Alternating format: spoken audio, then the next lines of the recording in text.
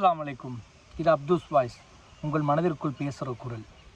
இன்றைக்கி நம்ம எதை பற்றி பேசலாம்டா, ஒரு ஆணை பற்றி பேச போகிறோம். ஒரு ஆண் ஏன் அமைதியாக அழுகிறான்?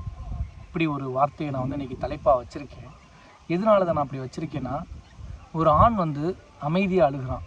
ஏன் அமைதியாக அழுகணும்? அவன் சின்ன வயசுலேருந்தே நம்ம ஆண் பிள்ளையை பெற்றெடுத்தது உடனே நம்ம என்ன பண்ணுறோன்னா, சின்ன வயசுலேருந்தே ஆண் பிள்ளைகளை ஆம்பளை புள்ள நீ அழுகக்கூடாது, ஆம்பளை புள்ள நீ அழுகக்கூடாது, அப்படியே அவனை சொல்லி சொல்லி வளர்க்குறோம். அதனால என்னவோ அவன் அழுதா அவனை கோலையாக அவன் ஃபீல் பண்ணுறான். ஒரு ஆண் அழுதட்டாண்டா அவனே கோலையாக ஃபீல் பண்ணுறான். அதனால அவனோட அழுகையை நிப்பாட்டி விட்டு அவன் அமைதியாக அழுகிறான். அமைதியானா ரொம்ப அமைதியாக, ரொம்ப சோர்வாக அழுகிறான். ஒரு ஆண் பிறந்ததுலேருந்து இறப்பு வர அவன் எவ்வளவு கஷ்டங்கள் அடைகிறான், என்னென்ன துயரங்களை அடைகிறான். ஆனால் அப்படி அடைஞ்சுமே அவனுடைய வாழ்க்கை ஒரு போராட்டமாக தான் இருக்குது. ஒரு ஆண் அவனை சுற்றி உள்ளவனுக்காகவே வாழ்ந்து அவனுடைய இளமை பருவத்தையும் அவனுடைய முதுமை பருவம் வரைக்கும் அவன் முடிச்சுட்டு போயிடுறான். முதலாவதாக ஒரு ஆண் பிறக்கிறான், பிறந்து வாழ்கிறான்.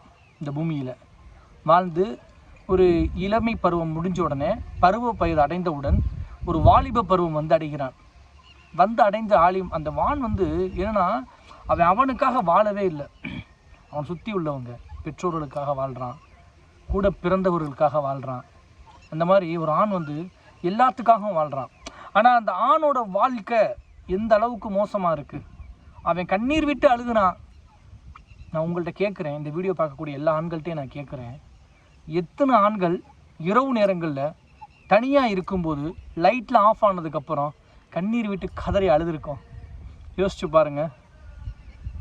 நம்மளுடைய கண்ணீரை துடைப்பதற்கு ஒரு ஆள் இல்லையே அப்படிங்கிற மன வருத்தம் நம்ம மனசு ஃபுல்லாக குமுறிக்கிட்டு இருக்கு. ஏன் அப்படி? ஏன் ஆண் அழுகிறதுக்கு கூச்சப்படணும்? முதலாவதாக பெண் மட்டும்தான் அழுகணுமா? இந்த உலகத்தில் பெண்ணாக பிறந்தவள் அழுதுறா. பெண்கள் பண்ணக்கூடிய துயரங்கள் அது ஏராளம். ஆணை விட ஒரு பெண் அடையக்கூடிய துயரங்கள் அது ஏராளம். நானும் நிறைய பெண்களை பார்த்து என்னுடைய வாழ்வில் பாவித்து வந்துள்ளேன். அதை ஒரு சாப்டராக நம்ம பேசுவோம். பெண்கள் கஷ்டப்படுறாங்களா, ஆண்கள் கஷ்டப்படுறாங்களா, அதை பற்றி நான் பேச வரல. இதில் நான் ஆண்களை பற்றி மட்டுமே நான் பேச வந்திருக்கேன். ஒரு ஆண் அவனுடைய இளமை பருவத்தை முழுமையாக முடிக்கிறான். இங்கே இருந்து வெளிநாடு போகிறான். தன்னுடைய குடும்பம், தாய், தந்தை, திருமணம் முடித்திருந்தால் மனைவி, பெற்றெடுத்த குழந்தைகள் என அனைவரையும் விட்டுட்டு வெளிநாடில் போய் அந்த ஆண் கஷ்டப்பட்டு வாழ்கிறான். ஒரு அடிமை வாழ்க்கை. அவனால் வெளியே சொல்ல முடியலை, கண்ணீர் விட்டு அழுக முடியலை. எனக்கு இந்த வாழ்க்கை வேணாமே அப்படின்னு அவனால் அழுக முடியலை. அவன் அதை விட்டு வெளியவும் வர முடியலை. ஆனால் அவன் இந்த வேலையை பார்க்கணும், இந்த குடும்பத்துக்காக உழைக்கணும், என் தாய்க்காக நான் கொடுக்கணும், என் தகப்பனுக்காக நான் கொடுக்கணும், என் மனைவிக்காக நான் இருக்கணும், என் குழந்தைக்காக நான் தானே உழைக்கணும் அப்படின்னு இறுதி வர அந்த ஆண் அவனுக்காக ஒன்றுமே பண்ணாமல் குடும்பத்துக்காக எல்லாத்தையும் பண்ணி அவனுடைய இளமை பருவத்தை முற்றிலுமாக முடித்துவிட்டு முதுமை பருவத்தில் திரும்புகிறான் இல்லத்திற்கு. முதுமை பருவத்தில் வந்தவன் சும்மா இருக்கிறது இல்லை. வீடுகளில் பார்த்தீங்கன்னா வேலையை முடிச்சுட்டு முதுமை பருவத்தில் வந்தவன் தன்னுடைய மனைவிக்கு எல்லாமே கொடுத்துட்றான், தாய்க்கு எல்லாத்தையும் கொடுத்துட்றான், தகப்பனுக்கும் எல்லாத்தையும் கொடுத்துட்றான், குழந்தைகளுக்கும் எல்லாத்தையும் கொடுத்துட்றான். அப்படி இருந்தும் அந்த ஆண் முதுமை பருவத்தில் வரக்கூடிய அந்த ஆண் சும்மா இருக்கிறது இல்லைங்க. அவ்வளோதானே, முடிச்சுட்டு வந்துட்டோம், நம்ம வெளிநாட்டு வாழ்க்கையை முடிச்சுட்டு வந்துட்டோம், இதுக்கப்புறம் நம்ம ஜாலியாக ஹாப்பியாக இருக்கலாம் அப்படின்னு நினச்சி வரானா? கிடையாது. இங்கே அந்த ஆண் நான் என்றைக்குமே என்னுடைய சொந்த காலில் தான் நிற்கணும் அப்படின்னு அவனுக்குள்ள ஒரு வைராக்கியம். அந்த வைராக்கியம் எந்த அளவுக்கு அவன்கிட்ட உழைக்குது பார்த்தீங்களா? இன்னொரு விஷயம் நல்லா நோட் பண்ணணும். எந்த ஆணுமே எதிர்பார்த்து பண்ணலைங்க. மனைவிக்கு பண்ணுறான், குழந்தைகளுக்கு பண்ணுறான், பெற்றெடுத்த தாய் தகப்பனுக்கு பண்ணுறான், உடன் பிறந்தவர்களுக்கு பண்ணுறான், உடன் பிறந்த சகோதர சகோதரிகள் அனைவருக்குமே பண்ணுறான். ஆனால் அவனுக்குன்னு ஏதாச்சும் ஒன்று பண்ணுறானா? ஒரு நல்லதை சாப்பிட மாட்டேங்கிறான், நல்ல விஷயங்களை பார்க்க மாட்டேங்கிறான், நிம்மதியாக தூக்கம் இல்லாமல் எத்தனை இரவுகளை கழித்து அந்த ஆண் கண்ணீர் மல்க கதறி கதறி அழுது அவன் கண்ணீரை துடைக்க நாதி இருக்கிறதா? தயவு செய்து ஆண்கள்கிட்ட சொல்லக்கூடிய ஒரே ஒரு விஷயம்தான், உங்களுக்கு கஷ்டங்கள் இருந்துச்சுன்னா, உங்களுக்கு கண்ணீர் வருதுன்னா தயவு செய்து அழுங்க, கண்ணீர் விட்டு அழுங்க. ஆண்களும் அழுகலாம், ஆண்களையும் அழுகக்கூடாது. இது யாருங்க சொன்னா? முதலாவதாக இதை யார் சொன்னா? ஆம்பளை புள்ள அழுகக்கூடாது. ஒரு டயலாக் ஒன்று எஸ்ஜே சூர்யா சொல்லுவார், நம்ம என்ன பொம்பளையா தொடச்சி போட்டு அழுதுகிட்டு கிடக்கிறதுக்கு? ஆம்பளை மாமா, ஆம்பளையா பிறந்துட்டோம்ல, அழுகக்கூட இந்த ஆணுக்கு அனுமதி இல்லை இந்த உலகத்தில். அப்படிப்பட்ட பிறவி ஆகி போயிட்டோமே நம்ம. அப்போ அந்த ஆணோட முழு உழைப்பையுமே உறிஞ்சு இந்த குடும்பமே நல்லாயிருக்கும், நம்ம குடும்பமே இங்கே நல்லாயிருக்கும். அந்த ஆணோட முழு இளமை பருவம் கழித்து அவன் மனைவியை பிரிஞ்சு, குடும்பத்தை பிரிஞ்சு, பெற்றெடுத்த பிள்ளையை கொஞ்சம் முடியாமல் வெளிநாடுகளில் போய் கஷ்டப்பட்டு அவன் அனுதினம் உழைச்சி ஓடா தேஞ்சு இந்த காசை கொண்டு வந்து கொடுக்குறானே நம்மள்கிட்ட, அந்த ஆணுக்கு நம்ம என்னங்க சொல்ல போகிறோம்? அவனுக்கு ஏதாச்சும் பதில் வச்சுருக்கோமா? நம்ம இளமை பருவத்தை ஃபுல்லாக எங்களுக்காக தீர்த்துட்டியடா, என்னுடைய மகனே, என்னுடைய கணவனே, என்னுடைய தகப்பனே, என்னுடைய அண்ணனே, என்னுடைய சித்தப்பனே, இப்படி ஒரு இளமை பருவத்தை எல்லாம் எங்களுக்காக கொடுத்தாயே, உங்களுக்கு நான் திருப்பி கொடுக்க நான் என்ன வச்சுருக்கேன்? இந்த மாதிரி நம்மள்ட்ட 1000 பேருக்கு 1000 கேள்விகள் இருக்கலாங்க. குடும்பங்களில் நிறைய சண்டைகள் வரும். அப்படி வெளிநாடுகளிலிருந்து வந்த அந்த ஆண் ஒரு 3 மாத காலம் இல்லைன்னா ஒரு 4 மாத காலம் குடும்பத்தில் சந்தோஷமாக இருக்கலாம் அப்படின்னு வரான். வந்தாலும் சந்தோஷம் இருக்கா அவனுக்கு? வீடுகளில் திருப்பி வந்த ஆண் 2 மாதம் 3 மாதம் இருக்கான். அதோட எப்போ ரிட்டனு, இன்னும் போலையா, அடுத்து எப்போ பயணம் அப்படின்னு அடுத்த கேள்வி அவனை துரத்துது. அவன் அவ்வளோ கண்ணீரோட கதறிக்கிட்டு அழுதுகிட்டு, குடும்பம் முன்னாடி அழுதுறக்கூடாது, என் புள்ள முன்னாடி நான் அழுதுறக்கூடாது, என் மனைவி முன்னாடி நான் அழுதுறக்கூடாது, என் தாய் முன்னாடி நான் அழுதுறக்கூடாது அப்படின்னு அந்த ஆண் ஏர்போர்ட்லேருந்து போயிட்டு அந்த ஃப்ளைட்டில் ஏறி உட்கார்ந்த உடனே கண்ணீர் விட்டு கழுகுறான். நானும் ஒரு ஆண் தானே, கொஞ்சம் எமோஷ்னல் ஆகிட்டேன், வேறு ஒன்றும் இல்லை. நிறைய விஷயங்கள் நான் பேசணும், அதாவது இதெல்லாம் பேச நான் எமோஷ்னல் ஆகிக்கிட்டே இருப்பேன். ஏன்னா நானும் ஒரு ஆண் தானே. என்னுடைய வாழ்க்கையில் நான் பாவித்து நான் கடந்து வந்த பாதைகளை தாண்டி தான் நான் வந்திருக்கேன்.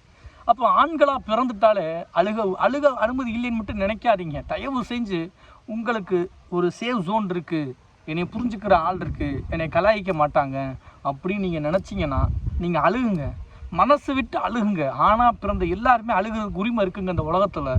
மனசு விட்டு அழுகுங்க. இன்ஷா அல்லாஹ். ரொம்ப கஷ்டங்க, ஆம்பளையாக பிறந்து இந்த உலகத்தில் வாழ்கிறது ரொம்ப கஷ்டம். ஒரு பெண்ணாக பிறந்து வாழலாம், பெண்ணுக்கு நிறைய கஷ்டங்கள் இருக்குது. அதை நம்ம நெக்ஸ்ட் எபிசோடில் கண்டிப்பாக பேசுவோம். இப்போ நம்ம ஆணோட எபிசோடை மட்டும் நம்ம பேசுவோம். இந்த மாதிரி ஒரு ஆண் அவனுடைய வாழ்க்கையில் எல்லா விஷயத்தையும் இழக்கிறான். இழந்து முதுமை பருவத்தை அடைஞ்சு அவ்வளோதான், அவன்கிட்ட ஓடா தேஞ்சிட்டான். அவன்கிட்ட வாழ்க்கிறதுக்கு ஒன்றுமே கிடையாது, அவனுக்கு வாழ்க்கையில் அவனுக்கு ஒன்றுமே கிடையாது. இப்படி வேலையை பார்த்து கொண்டு குடும்பத்தை இழந்து விட்டு அனைத்து ஆண்களும் வேலைகளை பார்த்து கொண்டிருக்கிறாங்க. இன்ஷா அல்லாஹ் அந்த ஆண்களை புரிஞ்சு நம்ம நடந்துக்கணுங்க. மனைவிமார்களாக இருக்கிறவங்க, உங்கள் கணவன் உங்கள்கிட்ட அழுதாங்கன்னா மனசு விட்டு அவங்கள்ட்ட ஆறுதல் சொல்லுங்கள். உங்கள் கணவனுக்கு உங்களை விட ஆறுதல் சொல்ல வேறு யாருமே வரமாட்டாங்க. அதனால மண்டையில் ஏற்றிக்கங்க. அப்போ ஒரு ஆணுக்கு திருமணம் ஆகலையா, திருமணமாகாத ஆண் தாயிட்ட தான் அழுகுவான், வேறு யார்கிட்ட போய் அழுகுவான்? இப்போலாம் நிறைய ஃப்ரெண்ட்ஷிப்லாம் இருக்குது, நிறைய பேர் ஃப்ரெண்ட்ஷிப்பில் நல்லா இருக்காங்க, சந்தோஷம். பட் நிறைய ஃப்ரெண்ட்ஷிப்புகளை இப்போ பார்த்தீங்கன்னா, இப்போ 2K கிட்ஸ் ஃப்ரெண்ட்ஷிப்லாம் பார்த்தீங்கன்னா, ஆஃப்டர் 2000 இப்போ 2026 ஃப்ரெண்ட்ஷிப்லாம் ஒரு ஆண் அழுதுட்டாலே அவனை கலாய்க்கிறது தான் கூடுறாங்க ஃப்ரெண்ட்ஷிப்பில். இப்போ மாப்பிள்ளை அழுகுறான், விட்றா மாப்பிள்ளை பார்த்துக்கலாம், தட்டி விட்றா, நான் இருக்கேன்டா உனக்கு அப்படின்னு சொல்கிற ஆட்களை விட அழுகுறான் பாடுறான் இவன் ஜோக்கரு அப்படின்னு சிரிக்கிற ஆள் தான் அதிகமாக இருக்காங்க இந்த உலகத்தில். சிரிக்காதீங்க. நண்பர்களாக இருக்கிறவங்க, உங்கள் நண்பர்கள் அழுதாகனா அவங்களுக்காக நீங்கள் இது பண்ணுங்கள், சப்போர்ட் பண்ணுங்கள். அழுகாதடா மாப்பிள்ளை, நான் இருக்கேன், பார்த்துக்கலாம், என்ன ஆனாலும். நிறைய விஷயங்கள்ங்க. ஆனால கஷ்டப்பட்டு முடியலை ஒரு ஆணுக்கு. தயவு செய்து உங்கள்கிட்ட ஒரு ஆண் அப்படி இருந்தான்டா, கண்டிப்பாக அவனோட கண்ணீரை துடைக்கக்கூடிய ஆளாக நீங்கள் இருங்க. நிறைய ஆண்கள் அழுகிறாங்க இரவு நேரங்களில் லைட்டெல்லாம் அமர்த்தினதுக்கு அப்புறம்.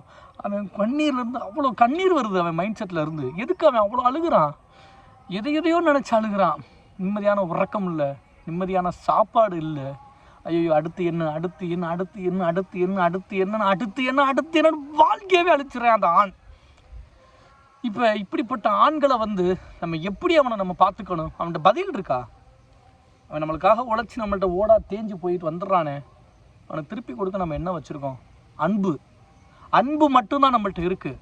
ஒரு ஆண் உழைச்சி ஓடா தேஞ்சு வந்துடுறான், அவனுக்கு நம்ம திருப்பி என்னங்க கொடுக்க போகிறோம்? அன்பு. அந்த லவ்வை கொடுங்க, அந்த லவ்வை கொடுங்க, கேர் பண்ணுங்கள், அஃபெக்ஷன் பண்ணுங்கள். எல்லா ஆண்களுக்கும் அந்த சப்போர்ட்டை கொடுங்க. சண்டை போடாதீங்க, தயவு செய்து கணவன் மனைவிக்குள்ளே அதிகமாக சண்டை போடாதீங்க. உங்கள் வெளிநாடுகளில் உங்கள் கணவன் வேலை பார்க்குறாருன்னா அவருக்கு 1008 பிரச்சனை. இங்கே உங்களை எல்லாம் பிரிஞ்சு அவ்வளோ கஷ்டப்பட்டு வாழ்கிறாரு. உங்கள்கிட்ட பேசக்கூடாதுன்னு அவர் இல்லை, அவர் பேச முடியாத சுச்சுவேஷனில் இருக்கார். அதை நல்லா விளங்கிக்கங்க. பாவம் அவர். நீங்கள் கணவன் பேசலை அப்படின்னு நினச்சி நம்ம வருத்தப்படாதீங்க. உங்களுக்காக தான் அவர் அங்கே போய் உழைக்கிறாரு, ஓடா தேய்கிறாரு. சரிங்களா? அதனால் அவரை புரிஞ்சு நடந்துக்கங்க. பாவங்க, ஒரு ஆம்பளை ரொம்ப பாவம், ஆம்பளைனாலே ரொம்ப பாவம். ஸோ புரிஞ்சு நடந்துக்கங்க. இன்ஷா அல்லாஹ் எல்லா ஆண்களையும் புரிஞ்சு நடந்துக்கங்க. கணவனாக இருக்கிறவங்க மனைவி புரிஞ்சு நடந்துக்கங்க, மனைவி புரிஞ்சு நடந்துக்கங்க. பெற்றோர்கள் தன் திருமணமாகாத ஆண்களை பெற்றோர்கள் புரிஞ்சு நடந்துக்கங்க. உடன் பிறந்தவர்கள், உடன் பிறப்புகள் அனைவரும் புரிஞ்சு நடந்துக்கங்க. சண்டை சச்சரவுகளை குறைங்க. அவர்களுக்காக நம்ம அன்பை மட்டும் தான் கொடுக்க போகிறோம். அவங்களுடைய முழு இளமையை நம்மளுக்காக உழைச்சி கொடுக்குறாங்க. நம்ம கொடுக்க போகிறது வெறும் அன்பு தானே. அன்பை கொடுக்கலாங்க. சண்டை போடாதீங்க. அவர்களுக்காக விட்டு கொடுங்க. வெளிநாட்டிலேருந்து ஆண் வந்துட்டான், ஒரு அண்ணன் வந்துட்டான், தம்பி வந்துட்டான், சித்தப்பா வந்துட்டார், பெரியத்தா வந்துட்டார், அப்பா வந்துட்டாங்க, அத்தா வந்துட்டாங்க அப்படின்னா அவளுக்காக அன்பை கொடுங்க, அவளுக்காக விட்டு கொடுங்க. அவளுக்கு நம்மளுக்காக தான் அவங்க உழைக்கிறாங்க. அதை புரிஞ்சு நடந்துக்குங்க. அவங்க இங்கே கஷ்டப்பட்டு உழைச்சி நம்மளுக்காக ஓடா தேஞ்சு எல்லாத்தையுமே கொடுக்குறாங்க. அவங்களுக்காக இன்ஷா அல்லாஹ் எல்லா விஷயத்தையும் கொடுங்க. அன்பை கொடுங்க. முக்கியமாக அன்பை மட்டும் கொடுங்க. சண்டை போடாதீங்க. சண்டை வேணாம், நம்மளுக்குள்ளே சண்டையே வேணாம். அன்பை கொடுங்க, அன்போடு இருங்க. இன்ஷா அல்லாஹ் நல்லதே நடக்கும். எல்லா ஆண்களுக்கும் சப்போர்ட்டாக இருங்க. இன்னொரு விஷயம் சொல்கிறேன், லாஸ்ட்டாக ஒரு டைம் சொல்கிறேன். ஆண்களாக பிறந்தவங்க தயவு செஞ்சு அழுங்க. உங்களுக்கு அழுகிறதுக்கு எல்லா ரைட்ஸ் இருக்குது. அழுகிற ஆம்பளை கோலை இல்லைங்க. அதை நல்லா மண்டையில் ஏற்றிக்குங்க. எந்த ஒரு ஆண் கண்ணீர் விட்டு கதறி கதறி அழுகிறானோ அவன் கோலை இல்லை. அப்போ தான் உங்களுக்கு ஒரு புத்துணர்ச்சி கிடைக்கும். கண்டிப்பாக தயவு செய்து அழுகுங்க. உங்களுக்கு அழுக வருதா, அழுகுங்க. கண்மூடித்தனமாக அழுகுங்க, கதறி அழுகுங்க, கத்தி அழுகுங்க. உங்களுக்கு பக்கத்தில் வேண்டப்பட்ட இருந்தாலும் சொல்லி புலம்பி அழுகுங்க. அழுது எந்திரிச்சிருங்க. அதுக்கப்புறம் தூக்கி போடுங்க. தூக்கி போட்டு உங்கள் வாழ்க்கையை பாருங்கள். இன்ஷா அல்லாஹ் அல்லாஹ் நல்லதே கொடுப்பான் நம்மளுக்கு. இன்ஷா அல்லாஹ் ஒவ்வொருத்தருக்கும் ஒவ்வொரு விதமான கடவுள் நம்பிக்கை இருக்கும். இன்ஷா அல்லாஹ் எல்லாருடைய அந்தந்த கடவுள் நம்பிக்கைக்கு ஏற்ற மாதிரி எல்லா கடவுள்களும் நல்லதே நடப்பாங்க, நல்லதே கொடுப்பாங்க நம்மளுக்கு. அதை மண்டையில் வச்சுக்கோங்க. தூக்கி போடுங்க. பார்த்துக்கலாம், எதுவாக இருந்தாலும் பார்த்துக்கலாம். முடிஞ்ச வர நம்ம அன்போடு இருப்போம், அன்பு மட்டும் கொடுப்போம். கடைசி வரைக்கும் அப்துஸ் வாய்ஸோட இணைஞ்சிருங்க. இது அப்துஸ் வாய்ஸ், உங்கள் மனசில் பேசக்கூடிய குரல், உங்கள் மனதிற்குள் பேசக்கூடிய குரல். இன்ஷா அல்லாஹ் கடைசி வரைக்கும் அப்துஸ் வாய்ஸ் இணைஞ்சிருங்க. நல்ல நல்ல வீடியோஸ் கண்டென்ட்டோட நம்ம மீட் பண்ணுவோம். டெய்லி நம்ம சேனல்ஸில் நல்ல நல்ல அப்டேட்ஸ் வரப்போகுது. நல்ல நல்ல வீடியோஸ் கண்டென்ட்லாம் வரும். இன்ஷா அல்லாஹ் தொடர்ச்சி வரைக்கும் நீங்கள் தொடர்ச்சியாக ஃபாலோ பண்ணிட்டே வாங்க. உங்கள் வாழ்க்கையில் நிறைய மாற்றங்களை நம்ம பேச போகிறோம். நிறைய மாற்றங்களை நான் கொடுக்க போகிறேன். இன்ஷா அல்லாஹ் அப்துஸ் வாய்ஸில் கண்டிப்பாக இணைஞ்சிருங்க. அஸ்ஸலாமு அலைக்கும் வரஹ்மத்துல்லாஹி வ தஆலா வ பரகாத்துஹு. திரும்பவும் சொல்கிறேன், ஆண்களுக்கு அன்போடு இருங்க. எல்லா ஆண்களையும் அன்போடு இருங்க. இன்ஷா அல்லாஹ். Take care.